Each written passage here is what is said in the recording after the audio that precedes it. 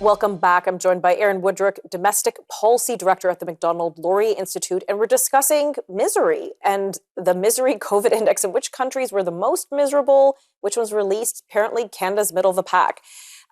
Aaron, I know you mentioned that you were looking at about three facets when evaluating or measuring, if you will, misery. But there were other harms that we saw through some of the implementations in Canada for certain, some of the policy implementations. Walk us through some of these other harms. Sure. I mean, we can start with the economic stuff. I mean, obviously, it's no secret there were a lot of job losses. There's been a lot of recovery there, but there's been a permanent change in the composition of the workforce. There were a lot of people who took early retirement or changed careers. That's led to a lot of labor shortages in a lot of sectors. So that's one big problem. Of course, inflation is one everyone will be familiar with. If you have to go to the grocery store, you'll notice your bill is creeping up. The cost of housing is another. So there were other sort of, side effects as a result of the measures that governments impose. The other is in terms of, society at large. We saw a lot of polarization in terms of, social groupings. People will, of course, know about the convoy, which was probably the most sort of obvious example of that last year. There's been a lot of further division. For children, another one in the education system. I mean, it's clear we don't have a lot of work done this in Canada yet, but in the United States, the damage done to children's learning, I mean, it has wiped out somewhere in the area of 20 years worth of gains in education. And the children who suffer the most tend to be from disadvantaged communities. So it's just very tragic that this has not been considered by most of our policymakers.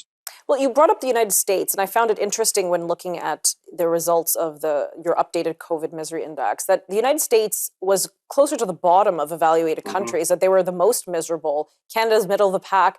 I found it strange that Australia, who I thought imposed the most draconian measures, they felt least miserable compared to countries that were used in the study. Yeah. That seems strange to me. I thought it might be the opposite, perhaps because I was never really a big fan of the lockdowns. But did that catch you off guard, or did that strike strange to you?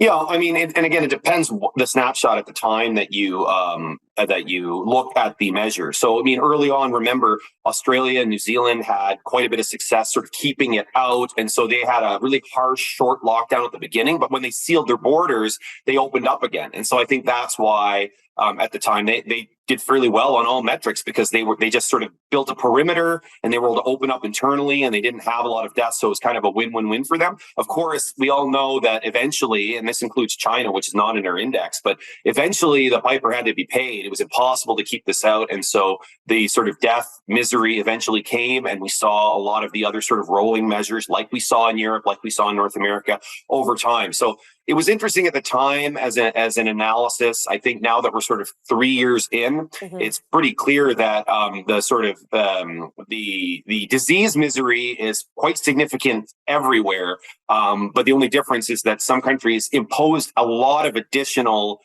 response and economic misery on themselves, really to no avail in the end.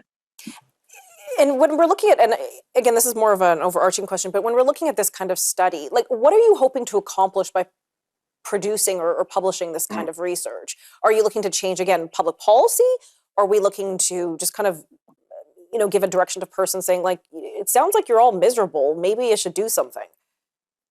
I think it was an attempt to signal to governments that there's more than one thing in life than COVID. COVID is serious. It's a disease. We shouldn't ignore it. But you can't sort of pursue policies in this blind pursuit of, eradicating one thing without recognizing all the damage you're doing in other areas. So it was an attempt to sort of balance things out and say, we need to consider other things here, not just COVID.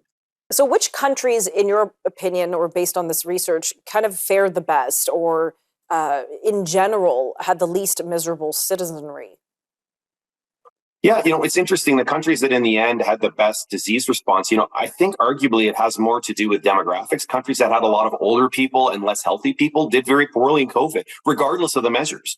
So it's you sort of wonder whether it's fair to give credit for governments about that. I mean, the United States, they had a much higher death rate than in Canada, but that in many places that is if you look at the comorbidities, a term we're all familiar with now after 3 years, people who obesity is a large comorbidity indicator. There are things that sort of were beyond a government's control. So I would say countries that did not go overboard with early restrictions, countries like Sweden, for example, they paid a heavy disease price up front, but in the long run, they were really kind of middle of the pack in terms of diseases, but they did not inflict things like the economic and response misery that we saw in other countries. Yeah, no, it's a very interesting study, and it really piqued my interest because probably like many of us, I did at times feel very miserable during COVID, and I want to know what the long-term picture is looking like for the rest of Canada.